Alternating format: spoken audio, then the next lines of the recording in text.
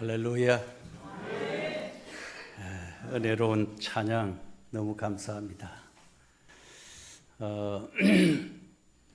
제가 얼마 전에 시무했던 교회 권사님 한 분을 만났더니, 목사님, 요즘도 가끔 방송 설교가 나오던데 제목을 보니까 대도교회에서 들었던 설교인데, 목사님 옛날에 우리 교회 계실 때보다가 설교가 훨씬 힘있고 은혜가 됩니다. 그래서 요즘은 한 달에 한 번씩 꼭 목사님 설교를 안 놓치고 들으려고 신경을 쓰고 합니다. 할렐루야. 그래서 제가 뭐라고 할게요? 양포 교회는 누구를 갖다 강단에 세워도, 말뚝을 세워놔도 입이 열리는 교회입니다. 내가 그랬어요. 사실이에요. 여러분, 목사님들은 분위기에 굉장히 민감합니다. 꽃 같은 말씀을 가지고 강단에 서도, 특히 부흥 집회를 인도해 보면 그 교회 영적인 그 바탕, 그 분위기에 따라서 설교가 어떤 데는 강력하게 막 선포되는 때가 있는가 하면 별로 은혜가 안 될 때가, 내가 생각해도 은혜가 안 될 때가 있어요. 왜? 분위기에 따라 달라요. 여러분, 양포교회는 벌써 찬양을 들어보면 어마무시해요. 어디서 들을 수 없는 그런 뜨거운 찬양. 오늘 제가 강대상에 앉아 있으면서 우리 부목사님 찬양 인도하는데, 와, 참 행복하다. 너무너무 행복함이 느껴지고, 내가 어쩌다가 이 인생 말년에 이렇게 은혜로운 교회에 와서 예배를 드리고 또 이렇게 말씀도 전할 수 있는 기회를 이렇게 주시니 참 하나님의 은혜, 정말 모든 것이 은혜입니다. 할렐루야. 5월달이죠. 오늘 마지막 주일이잖아요. 5월달은 가정 행사가 많은 그런 달인데, 또 마지막 주일은 성령 강림 주일이 이렇게 왔습니다. 하나님이 오늘도 우리 모두에게 정말 성령의 은혜를 바람같이, 불같이, 소나기처럼, 폭포수처럼 임하게 하시는 은혜가 있기를 축복합니다.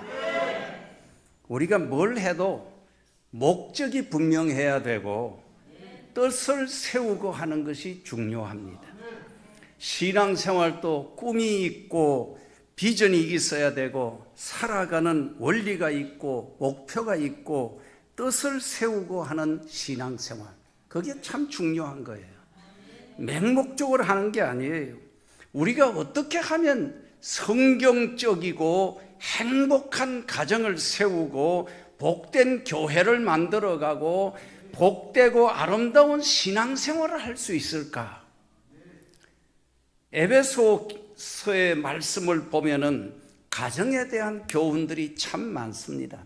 오늘 읽은 본문에 보면은 아내들아 자기 남편에게 복종하라, 남편들아 아내를 사랑하되 그리스도께서 교회를 사랑하심 같이 하라, 자녀들아 주 안에서 부모에게 순종하라, 아비들아 자녀들을 노엽게 하지 말라, 종들아 육체의 상전에게 순종하기를 그리스도께 하듯이 하라, 상전들아 너희도 그들에게 이와 같이 하라. 아내들아 남편들아 자녀들아 아비들아 종들아 상전들아. 가정에서, 직장에서 우리가 어떻게 해야 일들을 소상하게 가르쳐주고 있는 어떻게 해야 되는지에 대해서 가르쳐주는 내용의 말씀이 아주 자세하게 기록이 되어 있어요. 그런데 실제 생활에서 순종하고 사랑하고 복종하고 이렇게 살아가기가 그렇게 쉽지 않아요. 사람은 다 이기적이고 자기중심적으로 살아가기 때문에 사랑하고 순종하고 복종하기가 참 어렵습니다.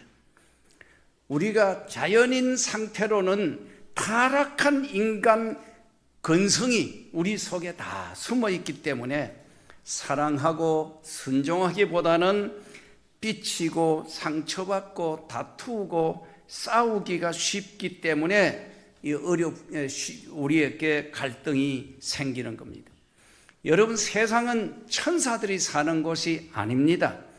우리가 예수를 잘 믿는다고 하는 것은 무엇을 말하는 걸까요? 우리가 무슨 천사가 되라는 말이 아니에요. 좋은 남편, 좋은 아내, 좋은 아빠, 좋은 직장인, 좋은 성도가 되는 것이 신앙생활을 잘하는 일이에요. 좋은 그리스도인이 되고 좋은 직장인이 되고 좋은 남편과 아내가 어떻게 되는 것일까? 에베소서의 말씀을 보면 그 성경적인 원리를 이렇게 하라 가르쳐 주는 거예요. 에베소서는 교회론이 들어있고 가정생활, 직장생활에 대해서 어떻게 할 것을 가르치는 원리가 들어있습니다. 좋은 남편, 좋은 아내, 좋은 자녀가 되기 위해서는 에베소서 5장 15절 이하에 보면 너희가 지혜 있는 자가 되고 세월을 아끼라 때가 악하니라. 오직 주의 뜻이 무엇인지 이해하라. 술 취하고 방탕하지 말고 오직 성령으로 충만함을 받아라. 이 말씀에 오직 성령으로 충만함을 받아라, 이 말씀이 핵심이에요. 여러분, 성령 충만 받으면 우리 심령이 새로워지고 사람이 변하고 모든 것이 변합니다. 가정생활도 직장생활도 신앙생활이 결코 내 힘으로 되어지는 것이 아니라 하나님의 성령의 감동으로 되어지기 때문에 성령의 충만을 받고 나면 사람이 변화되고 새로워지면 그 사람이 하는 모든 일이 새로워지게 되는 거예요. 성령 충만할 때 사랑, 희락, 화평, 인내, 자비, 양선, 충성, 온유, 절제, 이런 성령의 열매들이 맺혀집니다. 성령 충만할 때 EQ, 즉 감성지수가 뛰어난 사람이 되고 지혜롭고 원만한 사람이 되는 거예요. 성령이 충만할 때 좋은 남편이 되고 좋은 아내가 되고 좋은 자녀가 될 수 있다는 걸 가르쳐 주는 거예요. 그러므로 인생을 살고 신앙생활을 할 때도 뜻을 정하고 목표를 세우고 목적이 이끄는 삶을 살아야 한다는 거예요. 교회도 해마다 표를 만들고 목표를 설정하고 그렇게 하잖아요. 구호와 표가 없는 것보다는 있는 게 훨씬 낫지요. 가정을 교회처럼, 교회를 가정처럼, 이런 구호가 있습니다. 가정이 자손만대 복을 받고 명문 가정을 만들어가고 본때 있는 가정이 되기 위해서는 가정도 교회처럼 돼야 된다, 그런 말이에요. 가정도 교회처럼 예배가 있고 말씀이 있고 찬양과 기도가 있는 그런 가정이 되어야 한다는 거예요. 교회가 자녀들에게 말씀을 가르치고 교육하듯이 가정에서도 말씀을 가르치고 신앙생활을 부지런히 가르쳐야 돼요. 이렇게 될 때 여호와를 사랑하고 그 계명을 지키는 자에게 천대에 이르도록 복을 주신다고 말씀한 거예요. 고넬료 가정처럼 성령이 충만한 가정이 되고 가정도 교회처럼 말씀을 가르치고 묵상하고 기도하고 찬양하는 그런 가정이 될 때 멋있는 그리스도의 가정, 복된 가정이 되는 줄로 믿습니다. 교회를 가정처럼 한다는 말씀이 뭘까요? 한 교회에 수백 명, 수천 명이 모여도 교회 분위기가 항상 가정, 따뜻한 가정처럼 따뜻하고 화목하고 모든 성도들이 한 가족처럼 서로 사랑하고 아끼고 존중하고 한 형제처럼 의 좋게 지내는 이런 것을 말하는 거예요. 여러분, 양포교회가 그렇게 되기를 바랍니다. 솔트라인이라는 말이 있어요. 그 솔트라인이라는 말은 소금띠 또는 소금선 그런 말인데, 여름에 큰 비가 오고 홍수가 난 뒤에 보면은 그냥 강물이 막 엄청나게 바다로 흘러 들어가잖아요. 그러면 바다에 강물이 범람하고 들어가면은 소금선이 점점점 바다 안쪽으로 밀려가고, 왜? 민물이 막 밀고 들어와가지고 바다에도 강물이 흘러 들어오는 곳에는 이 물이 보면은 맹물 맛이 나요. 그런데 가뭄이 또 심해지면은 반대로 물이 줄어들고 하면은 바닷물이 서서히 강 쪽으로 밀려 들어와서 강 하류에도 보면은 물이 간간하게 이렇게 느껴지잖아요. 그래서 소금물과 민물이 맞대는 요 선을 가리켜서 소금띠, 솔트라인 그런 말을 하는 거예요. 주님은 우리 그리스도인들을 가리켜서 너희는 세상의 소금이고 빛이다. 우리도 세상 속에 솔트라인, 이 소금띠를 적당하게 유지하고 사는 게 중요한 거예요. 일기예보를 보면은 고기압이 온다 또는 저기압이 온다 이러잖아요. 고기압이 밀려오면 날씨가 맑고 화창한 날씨가 되고, 그러나 저기압이 밀려 들어오면은 구름이 막 몰려 들어오고 비가 쏟아지고 그렇게 하는 거죠. 우리의 영적인 신앙생활도 마찬가지입니다. 우리가 성령이 충만하면 영적인 고기압이 형성돼서 모든 어둠의 영들이 우리 주변에서 다 물러가는 거예요. 예. 그리고 기쁘고 즐겁고 신바람 나는 이런 삶을 살게 되는 거예요. 성령 충만할 때 우리 심령 속에 맛을 내는 소금이 되고 짠맛이 있는 성도가 되어 가는 거예요. 그러나 영적인 저기압이 몰려 들어오면 마귀들이 들끓고 시험이 들어오고 우리 삶의 세속적인 것에 빠져서 사람들이 술에 취하고 음란 비디오나 틀어놓고 세속적인 냄새나 풍기고 그렇게 살아가는 거예요. 여러분, 영적인 삶과 육적인 삶은 종이 한 장 차이예요. 신령한 사람과 망령된 사람도 종이 한 장 차이예요. 우리가 영으로 육을 다스리는 삶을 살아야 될 줄로 믿습니다. 뜻을 정하고 살아가야 신앙생활이 제자리를 잡아가게 되는 거예요. 성령 충만이라고 하면 우리가 무슨 광신도가 되고 극단적인 신앙을 가지는 그런 사람이 되라는 말이 아니에요. 가장 성령 충만할 때 지혜로운 사람이 되고 세월을 아끼게 되고 세상에 중독되지 아니하고 가장 지혜롭고 깔끔하고 멋있고 매력 있는 그리스도인으로 살아가게 되는 거예요. 여러분, 신앙생활에 뜻을 세우고 내 신앙생활의 기준을 분명하게 하고 신앙의 원리를 정하고 목표가 있고 꿈이 있는 신앙생활을 할 수 있게 되기를 바랍니다.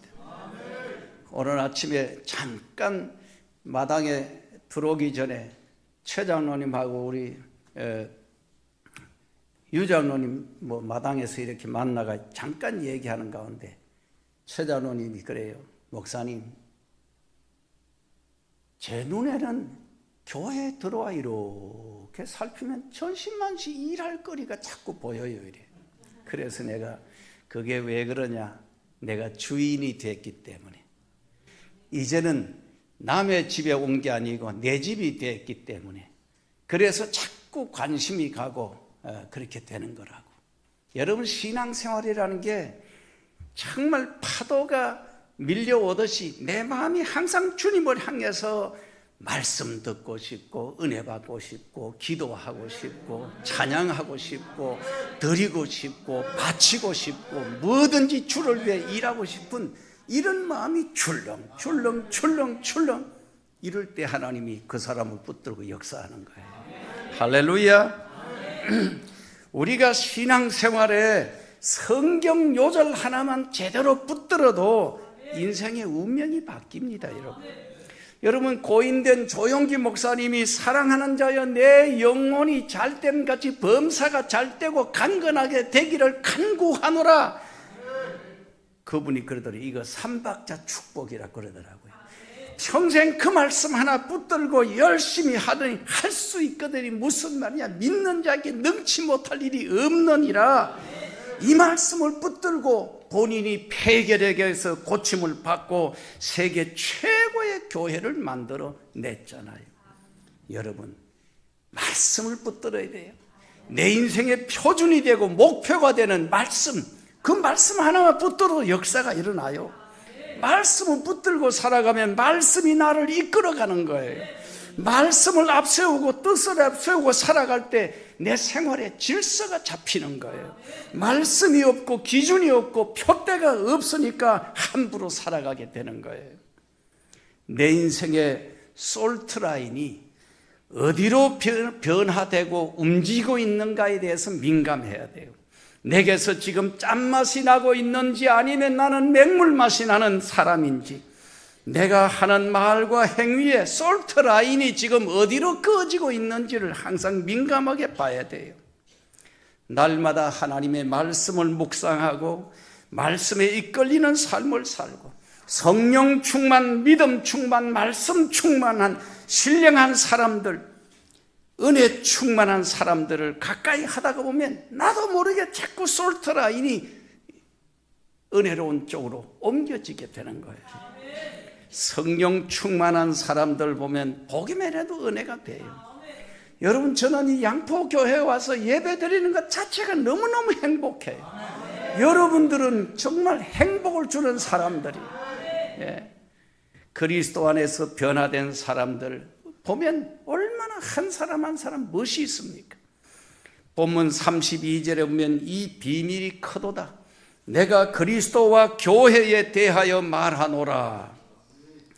경건의 비밀을 깨닫고 사는 자 되시기를 바랍니다. 내가 성령 충만하고 신령한 삶을 살고 영으로 육을 다스리고 뜻을 정하고 말씀을 앞세우고 살면 저절로 가정생활도 교회생활도 사회생활도 신앙생활이 제자리를 잡아가게 되는 거예요. 말씀이 사라지고 뜻도 원리도 없이 육으로 살다가 보면 사람이 피곤을 느끼고 천박한 삶으로 살아가게 되는 거예요. 우리가 성경의 원리대로 살지 못하고 세속적인 원리나 기복적인 신앙의 원리만 앞세우고 살다 보니까 우리의 신앙이 자꾸 변질되고 변태스러워지게 되는 겁니다. 하나님은 언제나 복을 주시기 전에 복된 말씀을 주시는 거예요. 말씀을 앞세우고 뜻을 앞세우고 살아가시기를 바랍니다. 말씀이 없으면 성령의 역사도 없고 은혜도 축복도 없어요. 여러분, 말씀의 부자가 되고 또한 말씀으로 무장된 성도가 되기를 바랍니다. 믿음은 들음에서 나고 들음은 그리스도의 말씀으로 말미암느니라. 복된 말씀을 자꾸 읽고 들을 때 복 있는 사람이 되는 거예요. 그래서 계시록 1장 3절에 이 예언의 말씀을 읽는 자와 듣는 자와 지키는 자들이 복이 있느니라.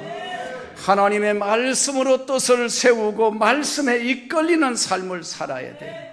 신앙의 솔트라인을 스스로 조정해 가면서 짠맛을 낼 줄 아는 그리스도인, 정말 신앙의 맛을 진하게 내며 살아가는 그런 성도가 되기를 바랍니다. 신앙생활은 내가 무슨 말씀을 붙들고 사느냐에 따라 달라지는 거예요. 주일날 설교 한 판만 제대로 잘 들어도 인생의 운명이 바뀌어져요. 감동적인 찬양 한 곡만 제대로 붙들고 불러도 우울증이 사라지고 정신병이 치료가 되고 귀신들이 떠나는 역사가 일어나는 거예요. 다윗이 수금으로 찬양을 연주할 때 사울왕에게 붙었던 악신이 떠나는 역사가 일어났다고 그랬어요. 찬양이 능력이고 찬양이 권세가 있는 줄로 믿으시기 바랍니다. 찬양할 때 악하고 더러운 것들이 물러갑니다. 천국 가서도 찬양은 우리가 계속 부를 것이기 때문에 열심히 찬양 연습해서 천국 가서도 우리 성가대로 살 수 있기 바랍니다. 에베소 6장 11절에 마귀의 관계를 능히 대적하기 위하여 하나님의 전신 갑주를 입으라. 진리로 너희 허리띠를 띠고 의의 호심경을 붙이고 화평의 신발을 신고 믿음의 방패를 들고 구원의 투구를 쓰고 성령의 검 곧 하나님의 말씀을 가지라 그랬어요.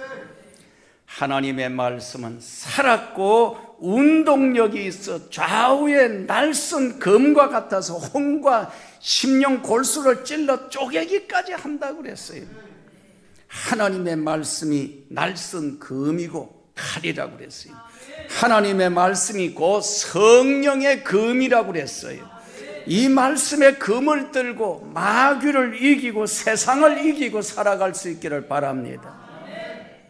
어떤 교회를 가서 보니까 평생 구호가 정말 멋있는 그런 교회가 있었어요. 하나님을 영화롭게, 가정을 행복하게, 교회를 건강하게, 세상을 아름답게, 인격을 향기롭게, 이 5가지 구호를 가지고 있더라고요.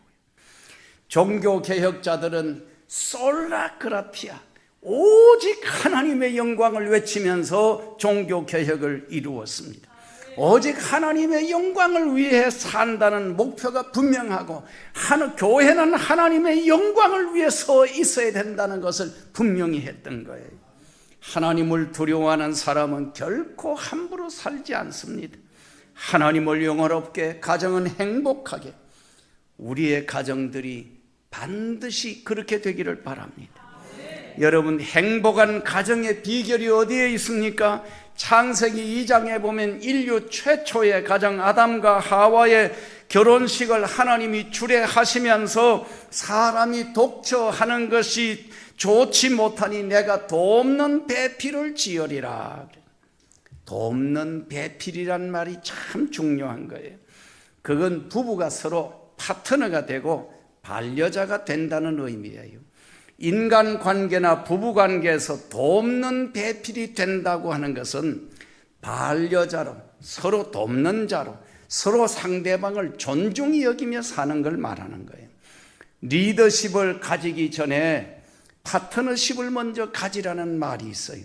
지도자가 되기 전에, 리더십을 갖추기 전에 중요한 것은 멤버십, 파트너십, 이게 더 확립되는 게 중요하다. 예를 들어 성가대 주일날 성가대원이 한 사람 결석했다고 그냥 전화를 해서 대놓고 왜 결석했느냐, 성가대원이 책임감도 없이 그러면 되겠느냐고 책임을 묻는 것보다는 아무개 집사님, 권사님, 아이고 감기가 드셨나 봐요, 무슨 일이 생겼나 봐요, 아이고 무슨 집에 무슨 뭐 급한 일이라도 생겼는가 봐. 내 가슴이 철렁했어요. 권사님, 집사님이 안 나오시니까 이 성가대가 다 빈 것 같아요. 이게 바로 격려하고 서로 신경을 써주는 말 한마디, 이게 파트너십을 느끼게 하는 거예요. 사람이 파트너십을 느끼면 하나의 공동체가 운명 공동체가 되는 거예요. 너의 일이 내 일처럼 느껴지는 거예요. 남편들이 가정에 들어서면서 그냥 하루 종일 뭐 하느라고 와 있어서도 빨아놓지 않고 빨래는 그냥 묻어놓고 이걸 무슨 반차이라고 해가지고 왔느냐, 이렇게 되면 야단나요. 그렇게 되면 그거는 부인을 파출부처럼 생각하고 그냥 파트너로 여기는 게 아니라 파출부처럼 생각하는 거예요. 파트너십이 형성된 가정이라면 설령 막 빨래가 묻어 있고 청소가 잘 안 돼 있고 좀 반찬이 좀 내 입에 안 맞더라도 여보 당신 오늘 많이 피곤했는가 봐, 오죽하면 빨래도 못하고 이렇게 쌓아놨겠느냐고, 막 들어가 자빠져 주무셔라, 내가 밥도 하고 설거지도 하고 내가 청소도 하고 다 할게, 걱정하지 말고 가서 그냥 나자빠져 주무셔라. 이게 상대방을 배려할 줄 아는 파트너십을 갖춘 가정의 모습인 거예요. 남편들 집에 가서 그렇게 하시기 바랍니다. 저는 이미 그렇게 한 지가 오래됐어요. 여자들도 마찬가지예요. 서로 돕는 배필이 된다는 것은 서로 도와주면서 부족한 것을 채워주고 약한 것을 도와주고 그렇게 가는. 성령 충만을 받는다는 건 천사가 되라는 말이 아니에요. 성령이 충만할수록 무슨 광신도가 되라는 말이 아니에요. 가장 지혜롭게, 가장 멋있게, 가장 건강하게, 가장 행복하게 서로 사랑하고 가정은 행복하게, 세상은 아름답게 만들어갈 줄 아는 이런 게 중요한 거예요. 성령이 충만하면 시와 찬미와 신령한 노래들로 화답하고 범사에 감사가 나오고 순종과 복종이 되고 충성이 되고 모든 사람들이 자기 자리를 제대로 지켜가는 것, 이게 성령 충만한 사람의 모습이에요. 사람은 영과 육으로 되어 있어요. 영으로 육을 다스리고 사는 삶을 살아야 돼요. 육으로 살면 육신의 열매를 맺고 결국은 멸망의 길로 갑니다. 영적인 사람은 성령의 열매를 맺고 영생을 얻게 됩니다. 하나님을 영화롭게, 가정을 행복하게, 교회를 건강하게, 세상을 아름답게, 인생을 향기나게. 얼마나 멋있는 구호입니까? 그리스도인들의 삶은 영육 간의 매력 있는 삶을 살아야 돼요. 그리스도 안에 있으면 누구든지 날마다 새로워지는 피조물이 되는 거예요. 그리스도의 영으로 충만하지 않으면 육의 사람이 되고 혈기가 충만하고 악이 충만한 사람이 되는 거예요. 주님은 너희가 세상의 소금이고 빛이라 그랬어요. 스스로 솔트라인을 적당하게 항상 유지하며 살아야 돼요. 그리스도인으로서 짠맛을 내고 예수 향기를 풍기는 그런 삶을 살아야 되는 거예요.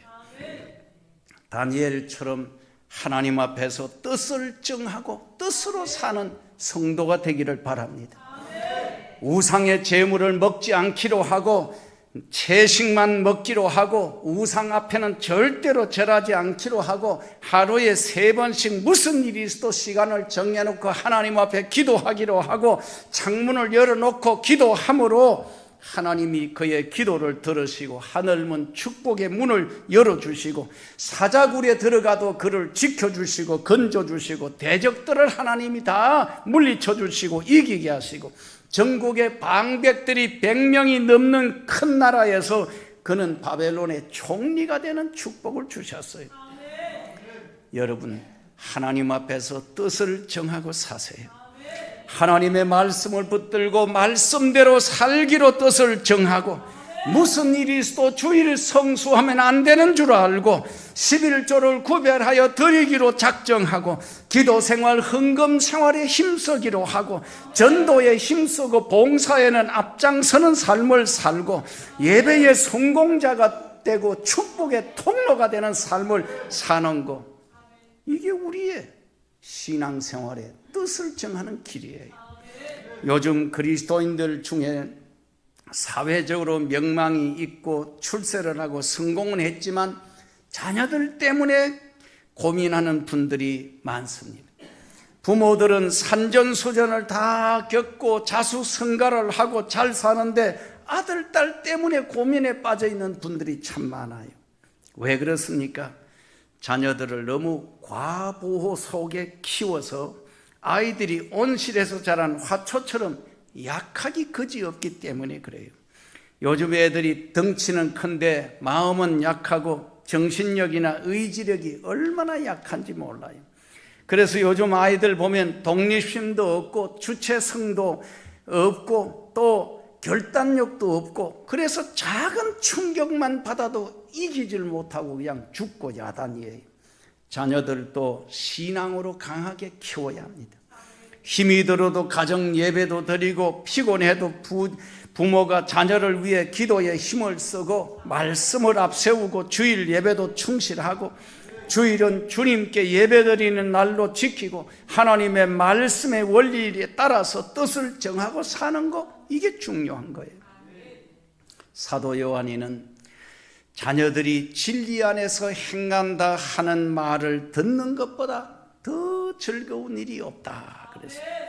하나님 앞에서 뜻을 정하고 신령하게 살려고 힘을 써야 합니다. 영적인 솔트라인을 좀 더 높여야 돼요. 하나님의 말씀을 앞세우고 뜻을 앞세우고 살아갈 수 있는 일에 힘써야 됩니다. 신앙적인 가훈을 정하고 말씀을 붙잡아야 돼요. 어머니 아버지가 절겨 부르는 찬송, 자꾸 자녀들에게 내가 좋아하는 찬송을 자주 듣게 하는 게 중요한 거예요. 그렇게 매일 늘 엄마 아버지가 좋아하는 찬송을 자꾸 부르다 보면 아이들에게 우리 엄마 아버지는 찬송가가 몇 장, 이게 우리 엄마 아버지의 평생 18번인 찬송이다, 이걸 알면 추도식 때도 꼭 그 찬송을 부르게 돼요. 언제나 자녀들을 위해 기도하는 모습을 보여주는 것도 중요해요. 자녀들의 생각 속에 항상 말씀이 살아있게 하고 찬송이 살아있게 하고 부모의 교훈이, 신앙적인 교훈이 항상 살아있게 하는 게 중요한 거예요. 부모가 심어준 그 말씀이 자녀들에게 평생의 길잡이가 되고 자산이 되는 거예요. 신령한 삶을 살고 천대까지 복을 받기 원하면 성령 충만한 삶을 살아야 돼요. 말씀 제일주의로 살고 뜻을 정하고 살아갈 수 있기를 바랍니다. 맹목적으로 하는 게 아니라, 덮어놓고 믿는 게 아니라 분명한 목적이 있고 목표가 분명하고 기준이 분명하게 설정되어 있는 이런 삶을 살아야 될 줄로 믿습니다. 우리 모두의 삶이 그렇게 되기를 주의 이름으로 축복합니다. 기도합니다. 하나님 우리 아버지, 은혜를 감사합니다. 참으로 하나님의 말씀이 우리 인생의 길잡이가 되고 분명한 표준이 되고 말씀을 붙들고 신앙생활이 목적이 분명하고 뜻이 분명한 삶을 살아갈 수 있도록 우리에게 은혜를 더하여 주시옵소서. 그래서 흔들림 없는 믿음의 생활, 정말 표준이 분명하고 뜻이 분명한 삶을 살아가는 우리 모두가 되게 하여 주시옵소서. 예수 그리스도의 이름으로 기도하옵나이다. 아멘.